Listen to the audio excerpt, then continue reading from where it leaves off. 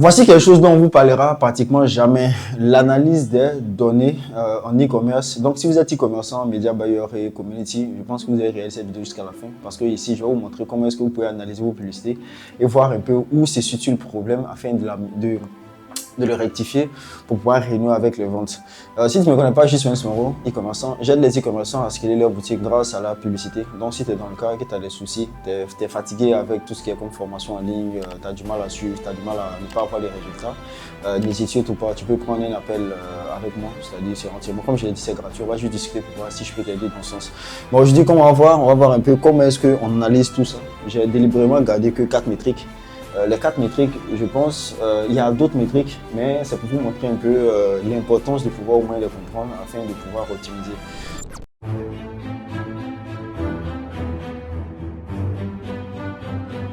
Le temps où on faisait de la publicité sans savoir exactement ce qu'on faisait, ce temps il est un peu révolu parce que beaucoup de personnes fonctionnent du genre ils font une publicité, ça ne fonctionne pas, ils prennent pas la peine de regarder pourquoi ça ne marche pas, ils préfèrent faire encore une autre publicité. C'est un peu gaspiller de l'argent.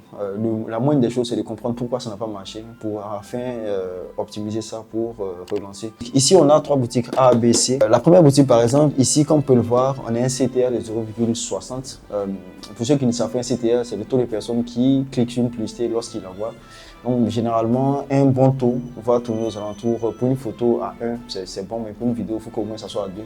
Donc ici on a un CTR qui est très bas, donc généralement c'est pas bon. C'est la raison pour laquelle elle n'est pas très bonne. Généralement, ça peut être dû au fait que la publicité que vous avez faite n'est pas en adéquation avec l'audience, c'est-à-dire que vous n'avez pas une bonne connaissance de votre audience. C'est l'image, c'est les textes ou les angles, le marketing que vous allez envoyer qui va faire que les gens vont cliquer. Ça, c'est un de deux. Il n'y a pas assez d'urgence dessus. Ça aussi, c'est extrêmement compliqué parce que les gens vont cliquer parce qu'il n'y a pas d'urgence. Si c'est une vidéo, peut-être la première image, ça n'attire pas suffisamment l'attention et tout ça. Donc, c'est la chose que vous retravaillez pour pouvoir optimiser et augmenter. Maintenant, vous allez ici, on a un CPC de 1,30, c'est-à-dire le coût par clic. Ça peut être le coût par message et tout ça. Ce coût-là doit être souvent, un bon coût doit être aux alentours, en dessous de 0,50. Si c'est au-dessus, généralement, ça ne sonne pas bon, c'est pas bon. Mais c'est corrélé généralement au CTR. Si vous avez un CTR qui est très bas, si vous avez un CTR qui n'est pas bon, généralement, vous allez avoir un CPC aussi pareil. Donc, la majeure partie du temps, c'est pas quelque chose qui est corrélé à ça. Donc, si vous améliorez ça, vous allez voir que ça va descendre. Parce que, donc, si vous avez des coûts qui sont très élevés, c'est pas bon, vous devez le revoir. La troisième chose ici, on a le CV. Bon, ici, j'ai mis vue de contenu. C'est-à-dire, si vous avez un site internet et que quelqu'un a cliqué pour regarder votre page et que ici, on a fait un achat, par exemple, si vous prenez les 1 divisé par les 100, vous allez voir 0,01, vous multipliez par 100, vous avez 1%. Donc, vous avez ce qu'on appelle un taux de conversion de 1%. Ce qui n'est pas l'idéal. Un site e-commerce, généralement, on peut tourner aux alentours de 3% en termes de taux de conversion. Donc, ça veut dire ici qu'il y a de l'amélioration à faire. Donc, ici, on peut en déduire là, rapidement, que votre page de conversion, c'est-à-dire votre site internet, ne convertit pas assez. On peut en déduire ici aussi que votre publicité n'est pas assez bonne de manière générale.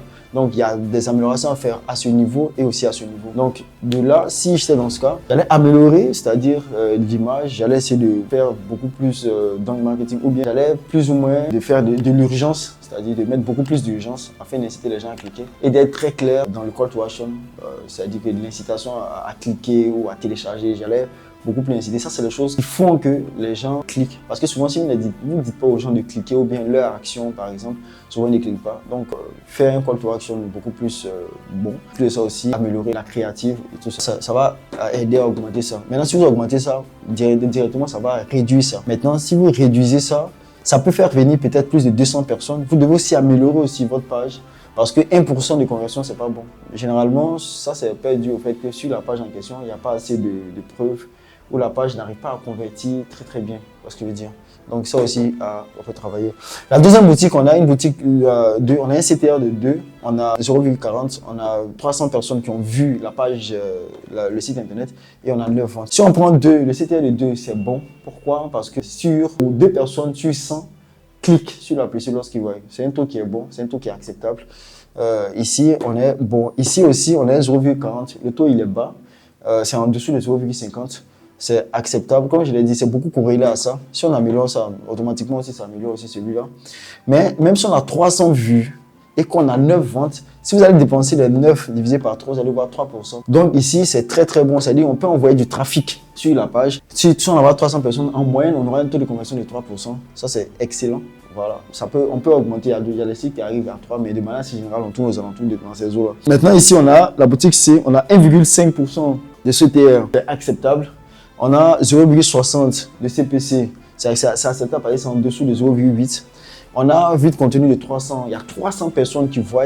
Mais comme vous pouvez le voir ici, on a 3 achats. Ce qui veut dire ici que la page en question n'est pas bonne. La publicité est bonne, le coût par clic est bon, le nombre de personnes qui viennent, mais on a 0,3. Donc ici, on améliore ça. C'est-à-dire ici, on améliore ça. Ce qui veut dire, ici, ça fait le travail, mais c'est comme si vous envoyez du trafic, de votre publicité fonctionne bien et la page même n'arrive pas à vendre efficacement. Vous voyez ce que je veux dire?